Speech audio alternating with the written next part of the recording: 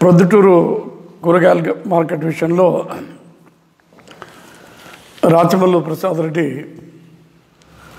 కొద్ది రోజుల కిందట శివాలయంలో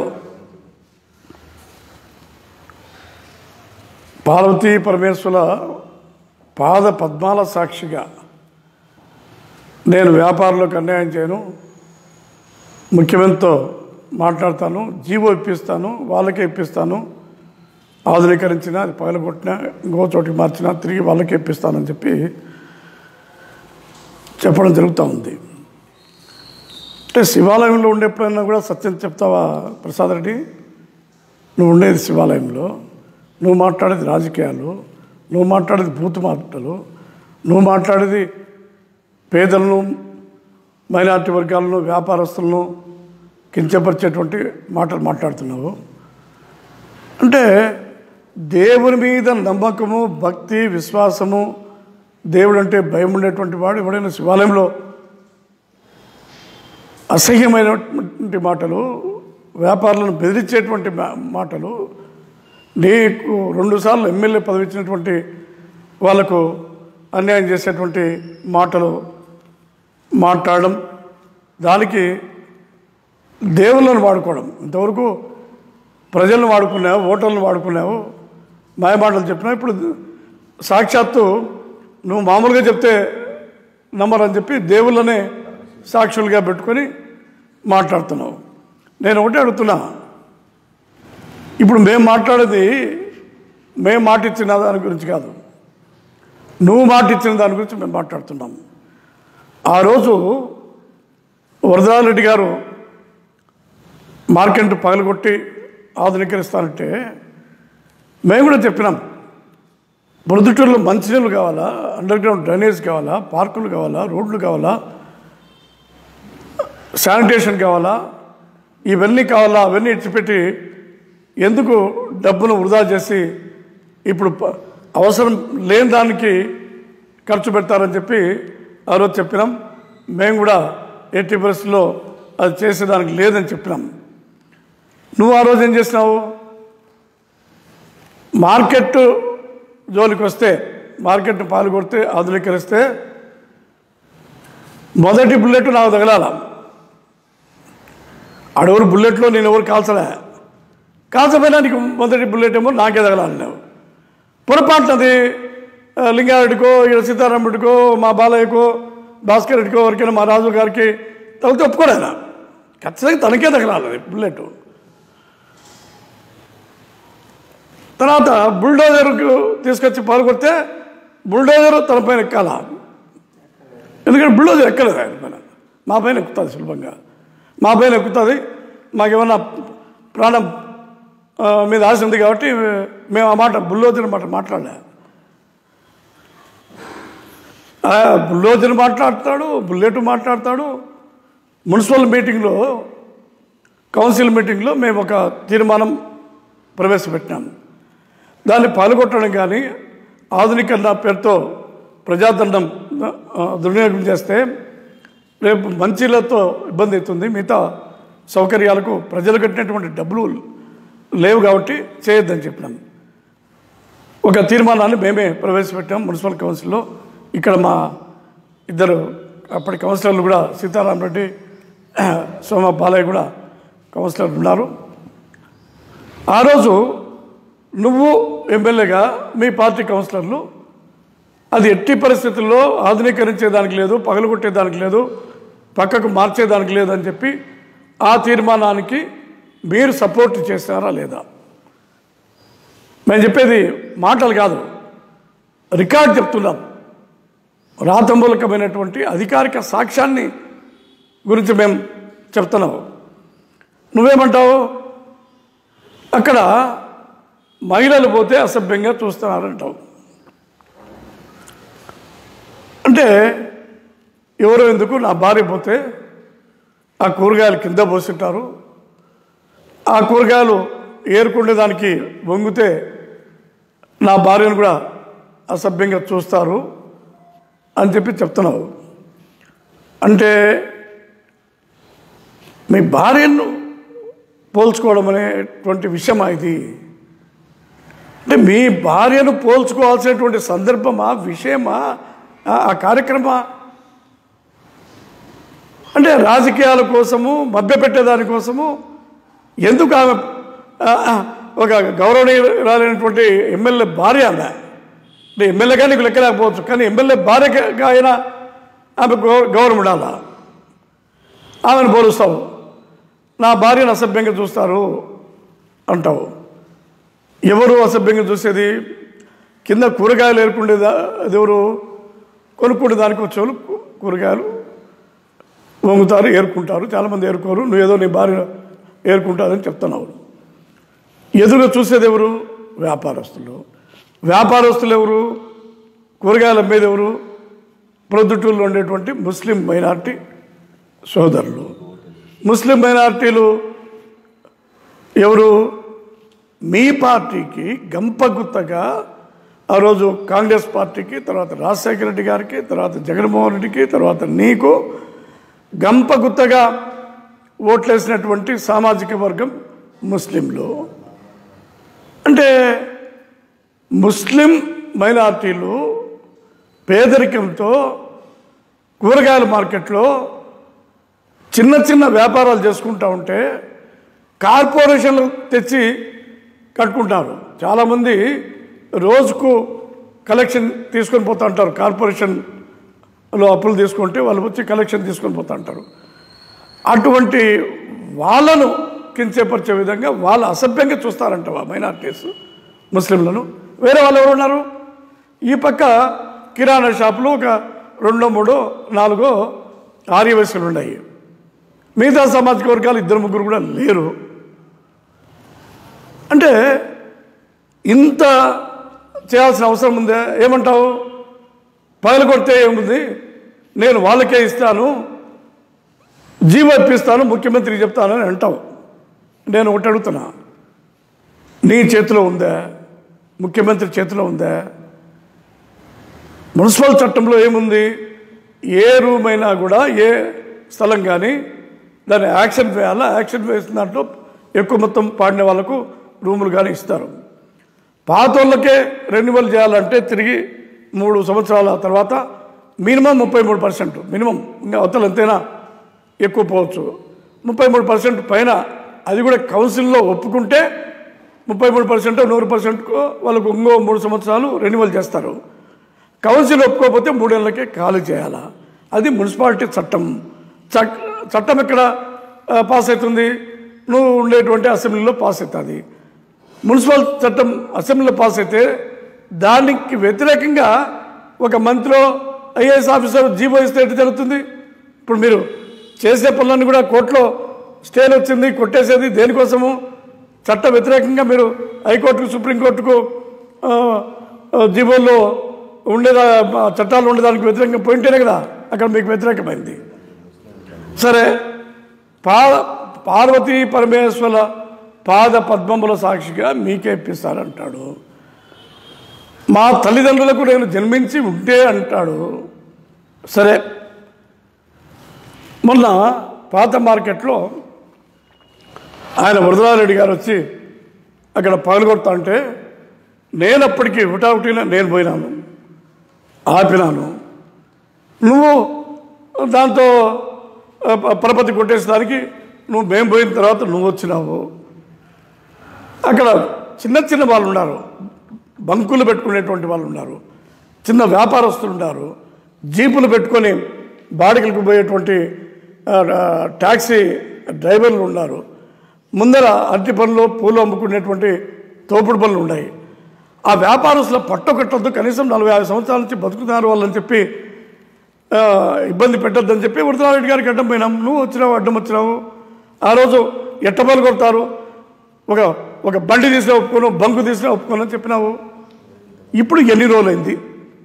ఆయన వరదరారెడ్డి గారు అది అయిపోయింది, టైం అయిపోయింది, తెలుగుదేశం పార్టీ అధికారం లేదు. ఎవరికైనా సరే నువ్వు ఆ రోజు ఇటువంటి ప్రమాణాలు చేసి వాళ్ళకి న్యాయం చేస్తామని చెప్పినావు కదా. ఈరోజు పాత బస్ స్టాండ్లో ఉండే వాళ్ళకి ఎవరికైనా న్యాయం చేసినావా నువ్వు? చంద్రబాబు నాయుడు గారు ఇసుక బండ్లు కూడా పట్టుకోమని చెప్తున్నాడు అని చెప్పి 100 బండ్లు, 2 బండ్లు తీసుకొని ర్యాలీ చేసినావు, వాళ్ళు పాపం చందాలు వేసుకొని ర్యాలీ చేసినారు. ఈరోజు ముఖ్యమంత్రి గారు ఏమని చెప్తున్నారు, జగన్మోహన్ రెడ్డి గారు ఇసుక బండ్లు పట్టుకోవద్దు, ఇసుక ఉచితము బండ్లలో తీసుకొని పోతే అని చెప్పి ఆయన చెప్తున్నాడు. ఈ ఆంధ్రప్రదేశ్ రాష్ట్రంలో ఒక చట్టం, పొద్దుట్లో ఒక చట్టం ఉందా? ఎందుకు ఇసుక బండ్లు ముఖ్యమంత్రి చెప్పినా కూడా పట్టుకుంటారు? పట్టుకోవడం కాదు, పట్టిస్తున్నారు. దారుణమైన విషయం ఏంటంటే పట్టిస్తున్నారు. అధికారులు ఏదో బీదర్లే ఇసుక తోలుకోనిలే ముఖ్యమంత్రి కూడా చెప్పినారని అధికారులు ఊరుకున్నా కూడా ఒత్తిడి చేసి పట్టిస్తున్నారు. పట్టించడం కాదు, వాళ్ళపైన ఫైన్ వేయడము, ఎద్దుల బండి తీసుకొని పోయి పోలీస్ స్టేషన్లో పెట్టి కోర్టులో పెట్టి జైలు పంపిస్తున్నారు. ఆ రోజు ఏం చెప్తావు? చంద్రబాబు నాయుడు గారు ముఖ్యమంత్రి ఉంటేనేమో ఇసుక బండ్లు ఎట్టబట్టుకుంటా అంటావు. నువ్వు రెండోసారి ఎమ్మెల్యేగా ఉంటేనేమో మీ ప్రభుత్వంలో ఇసుక బండ్లు నువ్వే పట్టిస్తావు. లేరా పార్వతీ పరమేశ్వరులు గుర్తు రాలే నీకు? రజకులకు కళ్యాణ మండపం కట్టిస్తాను నువ్వు. అప్పుడు చెప్పింటావు పార్వతీ పరమేశ్వరుల సాక్షి కానీ, అప్పుడు కూడా చెప్పింటావు బహుశా, లేదా ఇంకో పేరు ఏమన్నా చెప్పింటావు. తర్వాత ముస్లిం సోదరులకు ఈద్గా కట్టిస్తాను నువ్వు. కులానికి ఒకటి చెప్పారిస్తావు లేదు, దానికన్నా తక్కువ ఏం లేదు. ఒకరోజు నువ్వు మా పార్టీలో ఉండేటప్పుడు మోడంపల్లిలో గంగమ్మ దేవుల దగ్గర మీటింగ్ జరుగుతూ ఉంటే నువ్వు మాట్లాడేటప్పుడు ఒకడు పోయినాడు, చిన్నపిల్లలు ఎత్తుకొని పోయినాడు. వాడు దారిలో పోతా అంటే మీటింగ్ జరుగుతా అంటే ఆడికి వచ్చినాడు. ఏం మైక్లో మాట్లాడేవారు వాళ్ళతో మాట్లాడినా ఏమి నీ సమస్య ఏమన్నావు? వాడు ఏదో చూస్తాడు మీటింగ్ జరుగుతుందని. మా పాపకు బాగలేదు సార్. ఏమి? Cancer sir. ఎంత ఖర్చు అవుతుంది? 8 లక్షలు. పొద్దున రాప్పుడు నేను ఇస్తాను అంటివి. వాడు కులిపోయినాడు ఆటోలో. వాడు కొట్ట మోకొని నీ దగ్గరికి వచ్చేదానికి ఆటోలకే కుళ్ళిపోయినాడు మొత్తం అంతా కూడా. మా ముందర జరిగింది నేను చెప్తానా? రాలేదా పార్వతీ పరమేశ్వరులు సాక్షిగా నీకు గుర్తుకు రాలేదా నీకు? ఇప్పుడు ఈడ పాల్గొట్టినారు, ఏది సిండికేట్ బ్యాంక్కి పాల్గొట్టినారు. ఎన్ని రోజులు ఏది పాల్గొట్టి ఏమైనా కట్టినారాడా? తర్వాత నా సొంత డబ్బుతో మీకు అందరికీ ఇండ్లే ఇస్తారంటావు. నా సొంత డబ్బుతో 1,20,00,000 నేను సరుకులు పంచినా, డబ్బులు పంచినా కరోనాలో అంటున్నావు. పంచినావా? 1,20,00,000 పంచినావా? నిన్నేమంటావు? తెలుగుదేశంలో 3 కోట్లు పెట్టమను, 3 కోట్లు నేను పెడతాను, మార్కెట్ కడతాము, కొత్త మార్కెట్ అంటావు. అంటే ప్రతి దానికి సొంత నిధులే, ప్రతి దానికి కోట్లే, ప్రతి దానికి లక్షలే.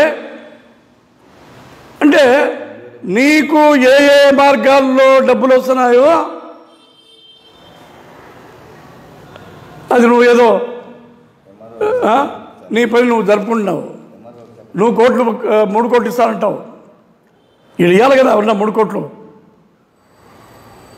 దోపిడీ విషయాల్లో, అవినీతి విషయాల్లో తెలుగుదేశం పార్టీకి, వైఎస్ఆర్ పార్టీకి తేడా లేదా? ఎందుకు ఇవ్వాలో చెప్పు. 3 కోట్లు కాదు, 3 లక్షలుగా తెలుగుదేశం పార్టీ వాళ్ళు ఎందుకు ఇవ్వాలో చెప్పు. నువ్వు ఎమ్మెల్యేవు, అధికార పార్టీలో ఉన్నావు. ఇప్పుడు అత్యంత ధనవంతుని కూడా ఈ సంవత్సరాల కాలంలో. ఇంకోటి కూడా ఏమవుతుందంటే ఇక్కడ మైదుకూరు రోడ్లో మొత్తం అంతా పాల్గొట్టావు. పాల్గొట్టేటప్పుడు ఏమని చెప్పినావు?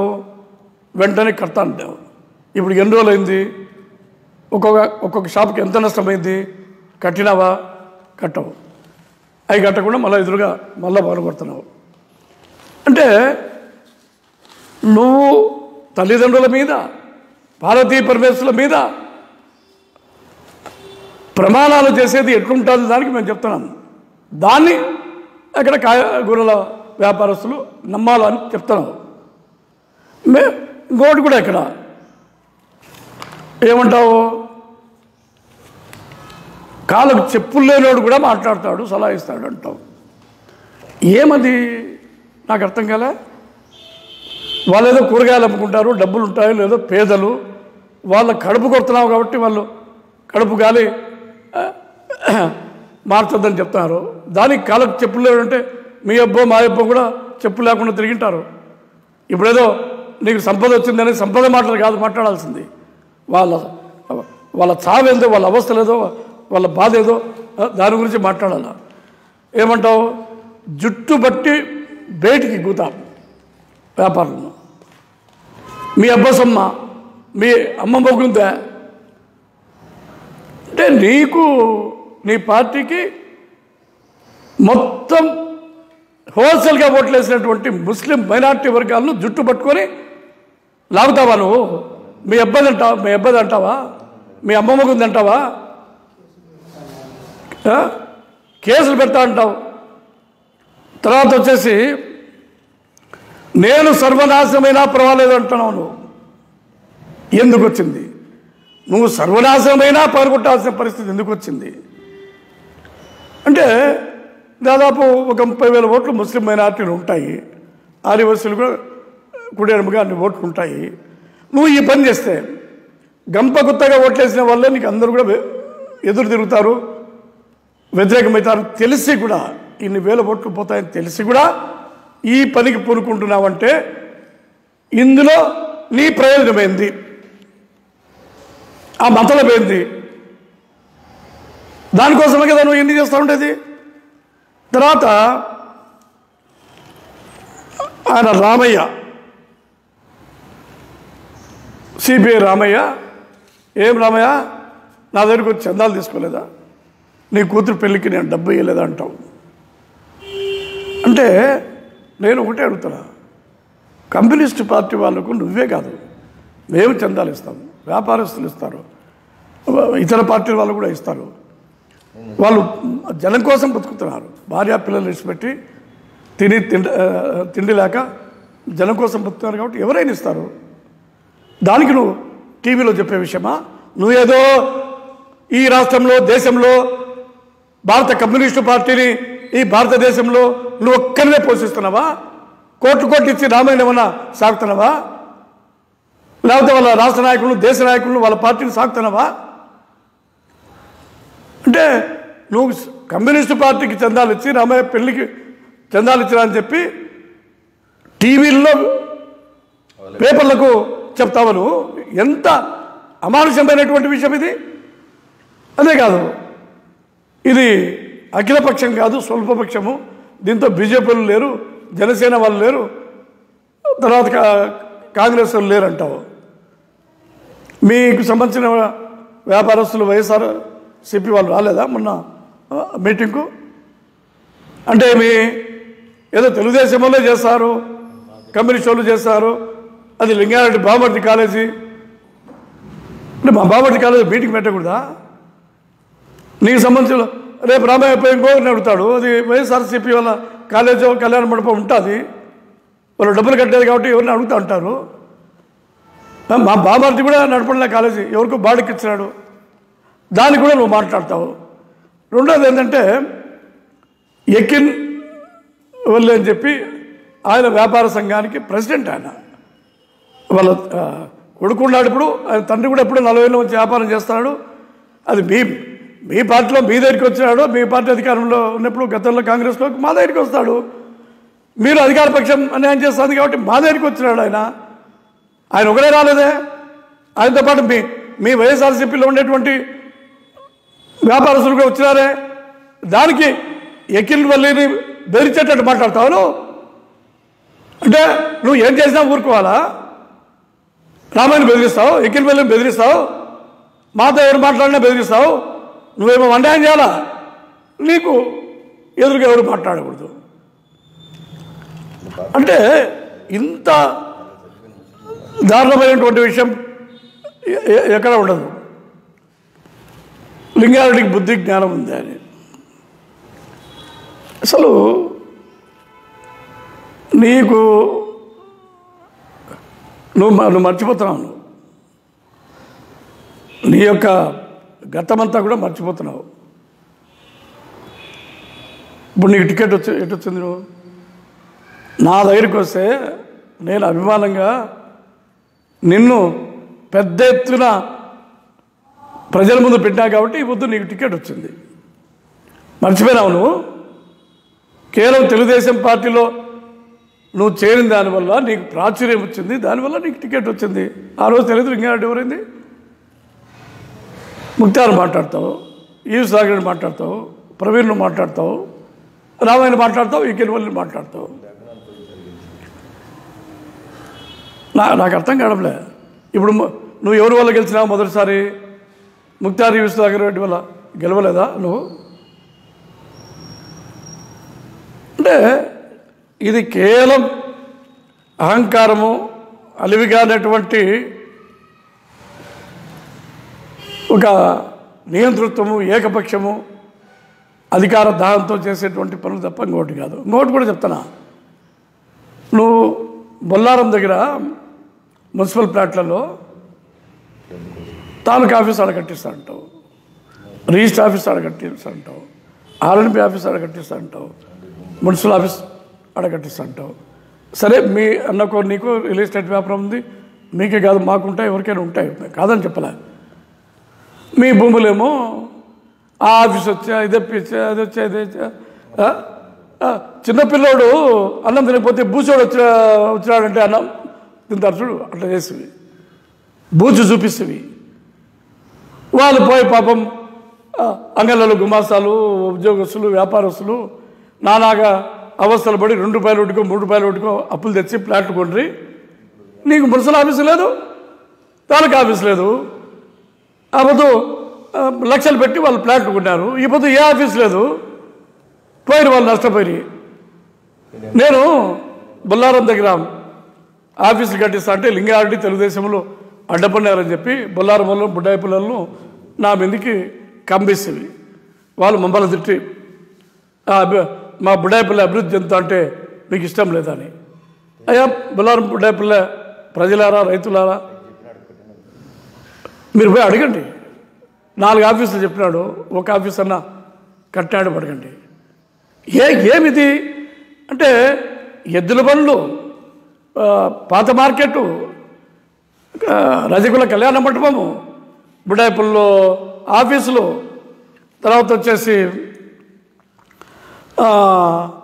ఈద్గా అన్నీ పోయినాయి. ఇప్పుడు నేను శివాలయంలో మాట్లాడుతున్నా కాబట్టి పార్వతీ పరమేశ్వరుల పాదాల సాక్షిగా చెప్తున్నా కాబట్టి నన్ను నమ్మండి, మీకే ఇస్తా. నేను ఇంకోటి కూడా అడుగుతున్నా, ఇక్కడ మున్సిపల్ ఆఫీస్ ఎదురుగా గాంధీ రోడ్లో కాంప్లెక్స్ కట్టారు. ఎన్ని రోజులైంది కాంప్లెక్స్ కట్టి? ఆడ చిన్న చిన్న వాళ్ళంతా కూడా వ్యాపారం చేసుకుంటా అంటే మీకే ఇప్పిస్తామని చెప్పి మేము హామీ ఇచ్చినాం, నువ్వు ఇచ్చినావు. ఇప్పుడు హామీ ఇచ్చే వాళ్ళు ఎవరైనా ఉండారా? వేరే కొత్త వాళ్ళు వచ్చి 20,000 30,000 పాడినారు. పాత వాళ్ళ పరిస్థితి ఏమైంది? మరి నువ్వు హామీ ఎందుకు అమలు చేయలేను? ఆ రోజు మాతో పాటు హామీ ఇచ్చినావు కదా. రేపు కూరగాయల మార్కెట్ కూడా అంతే కదా. పేద ప్రజలందరికీ కూడా నేను ఇండ్లు కట్టిస్తాను అని చెప్పినావు. ఏది? సొంత నిధులతో కట్టిస్తాను. కట్టించినావా? యాడికి పోతే అది చెప్తానే ఉన్నావు. ఒకటేనా నెరవేర్చినావా? ఈరోజు నువ్వు నేను వాళ్ళనే అక్కడే పెడతాను, అన్యాయం జరగడేవు. ఇది ఎట్లుందంటే మీ పార్టీ వాళ్ళు అమరావతి రైతులకు అన్యాయం జరగదు అంటాడు. ఊరే భూమి ఇచ్చినారు, రాజధాని వేరే చోట కడతారు, అగ్రిమెంట్ అయింది, అన్యాయం జరగదంటే ఎట్లా అన్యాయం జరగదు చెప్పరు. అన్యాయం జరగదు. నువ్వు ఇలా అదే మాట్లాడతావు అన్యాయం జరగదని. వాళ్ళ కొంప ముంచి చొక్కా పెట్టుకొని బయట లాగి కేసులు పెట్టి తిట్టి వాళ్ళకి అన్యాయం జరగదంటే నాకు అర్థం కాలే. ఇప్పుడు అక్కడ కడతా అంటున్నావు, ఇక్కడ మార్కెట్ యార్డ్లో. అది మున్సిపాలిటీ స్థలం కాదు, అది మార్కెటింగ్ డిపార్ట్మెంట్ వాళ్ళ స్థలం. ఆడెప్పుడు అనవసరంగా డబ్బులు ఖర్చు పెట్టి వేస్ట్ చేస్తాం. ఆడనే పెడతా ఉంటాం కూరగాయల మార్కెట్. పొద్దుటూరు జనాభా పెరిగింది, దానివల్ల మార్కెట్ కొత్తది కడతా అంటావు.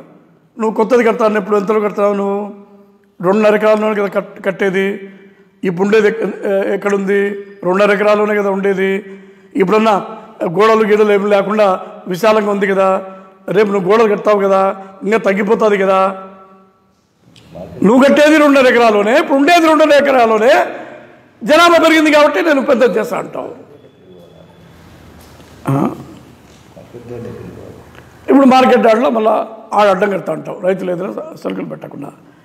కింద సెల్లారంట, పైన కూరగాయలంట, దానిపైన కాంప్లెక్స్ అంట, రెస్టారెంట్ అంట. అరే ఏమన్నా అర్థం పర్థం ఉండేదా? మేము ఎప్పుడో 20 ఏళ్ళ కిందట అనంతపురం పోయినాము. వేరే అక్కడ రాజమండ్రిలో కూడా బ్రహ్మాండంగా కట్టినారు. ఎక్కడ కూడా ఆధునీకరించి కాంప్లెక్స్ కట్టి పెద్ద పెద్ద బిల్డింగ్లు కట్టిన చోట అన్ని చోట్ల మార్కెట్ ఫెయిల్ అయిపోయింది. గాలి రాదు, వెలుతురు రాదు. దానికి ఏమంటావు? నేను ఒకరిని తెస్తే కడతాను అంటాను.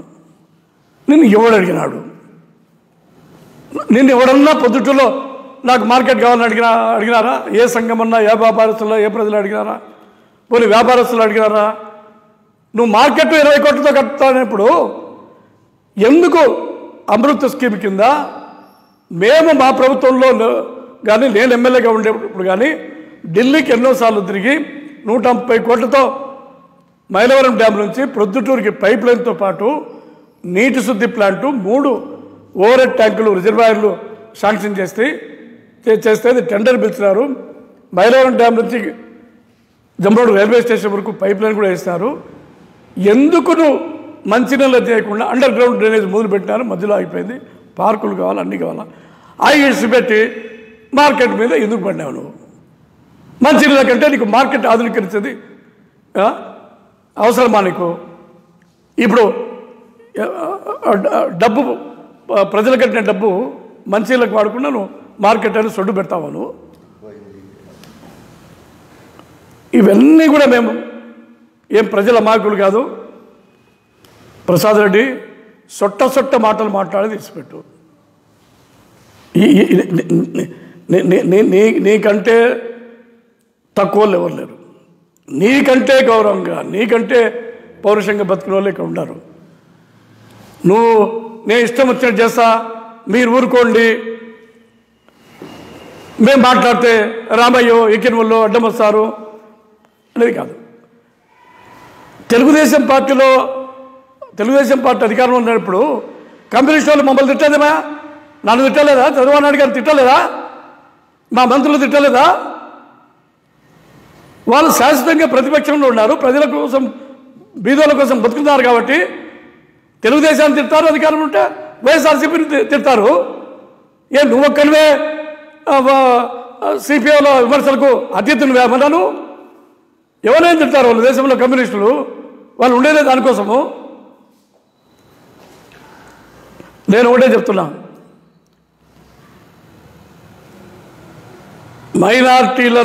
మార్కెట్ మైనార్టీలను చొక్కా పట్టుకొని లాగుతా అంటా ఉంటే, నువ్వు చొక్కా పట్టుకొని లాగుతా అంటే ఈడ చూస్తా ఊరుకుంటే దానికి ఏం అంత చేతగానలు ఎవరు లేరు, ఖచ్చితంగా అడ్డుపడతాం, ఖచ్చితంగా దానికి వ్యతిరేకిస్తాం, ఖచ్చితంగా ఎంత తీవ్రంగా పోవాలనో అంత తీవ్రంగా పోతాం. ఇది ప్రజాస్వామ్యం, నీ ఇంటి విషయం కాదు, రాజరికం కాదు. ఇట్లా అహంకారపూరితమైనటువంటి చర్యలకు మాత్రం ఒప్పుకునేది లేదు. నువ్వు ఈ ప్రయత్నం మానుకో. ఎందుకంటే భవిష్యత్తులో ఎన్నికలకు పోవాలనుకుంటే మానుకో. నీకు ఎన్నికల అవసరం లేదా? ప్రజా జీవితం అవసరం లేదా? రాజకీయ అవసరం లేదా? నువ్వు ప్రయత్నం చేసుకో. దానికి ఏం చేయాలో మేము కూడా చేస్తాం. కాబట్టి ఇక మీదటైనా కూడా దేవస్థానంలో అయినా కూడా కొంత సత్యం మాట్లాడేది, కొంత మర్యాద మాట్లాడేది, కొంత గౌరవంగా మాట్లాడేది నేర్చుకో. నాలాంటి వాళ్ళను కూడా, నాతో పాటు సమవయస్కులైనటువంటి ముక్తార్ ఈవి సుధాకర్ లాంటి వాళ్ళను కూడా నీ ఇష్టం వచ్చేట్టు తిట్టా ఉంటే ఊరుకునే దానికి ఇక్కడ నీకంటే అన్ని విషయాల్లో 10 రెట్లు ఎక్కువ ఉండాలి తప్ప తక్కువ లేదు. ఇది చివరిసారిగా నేను హెచ్చరిస్తున్నా. ఈ విధమైనటువంటి భాష, విధమైనటువంటి బెదిరింపులు ఈ విధమైనటువంటి మరి అధికార దుర్వినియోగానికి పాల్పడితే మాత్రం చాలా తీవ్రమైనటువంటి పరిణామాలు ఉంటాయని చెప్పి హెచ్చరిస్తున్నాం.